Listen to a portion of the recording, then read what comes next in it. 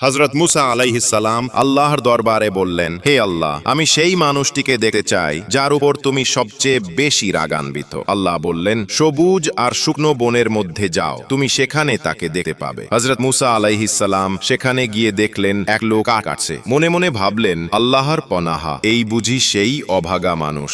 পরের দিন আবার বললেন, হে আল্লাহ, এবার আমি সেই মানুষটিকে দেখতে চাই যে তোমার সবচেয়ে প্রিয়। আল্লাহ বললেন, মুসা, আবারও একই জায়গায় যাও। মুসা আলাইহিস সালাম সেখানে গিয়ে বিস্মিত হলেন। তিনি দেখলেন আবারও সেই একই লোক। তিনি বললেন, হে আল্লাহ, গতকাল তুমি বলেছিলে সে তোমার সবচেয়ে অপছন্দের মানুষ, আর আজ বলছো সেই তোমার সবচেয়ে প্রিয়। এ রহস্য কি? আল্লাহ বললেন, মুসা, গতকাল যখন তুমি ফিরে এলে তখন তার ছোট সন্তান তাকে জিজ্ঞেস করেছিল, আব্বা, এই গাছের থেকেও কি কোনো কিছু উঁচু আছে?